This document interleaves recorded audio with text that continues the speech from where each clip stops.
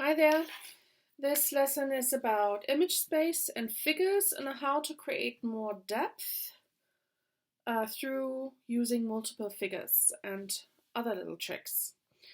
The last lesson I showed you how to sketch out a figure with a frame and negative spaces and all that.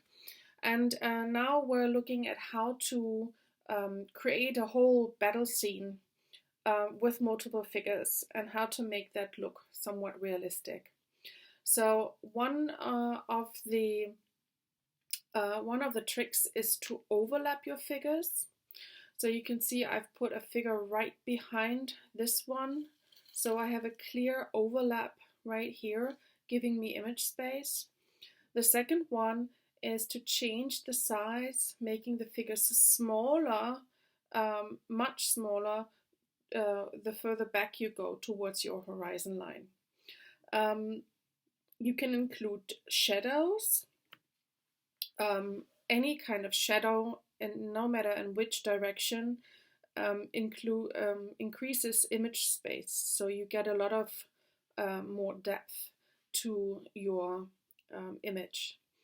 You can also use perspective. I've made a little video on how to use lines to create more depth and more image space, and perspective is one of the tools. So have a look. I'll put the link below on how to implement perspective. You can work with details. So the further front you go, for example, this figure or this head that pops in here in the front, has a lot of details in comparison to the figures in the back, which have very little detail and are just roughly mapped out. So in the front you work with detail, in the back you don't. And then you can also work with the edge a little bit more. That means the edge of your picture plane. So that's this one. You can make things kind of pop in like this head. I've used this figure over here, and then I've turned it around and just used the head that kind of pops in right there. The same with this figure.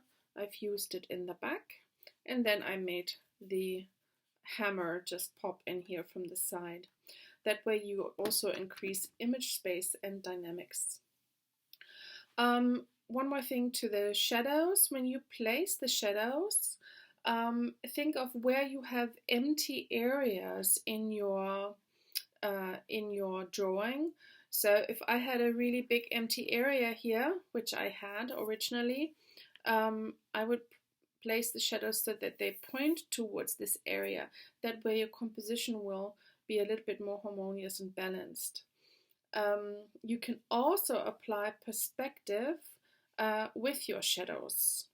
Have a look at the tutorial I talked about earlier on how to work with perspective and lines to increase image space. You can also do that with shadows. So this is it. Pick a few figures and place them all around your main figure.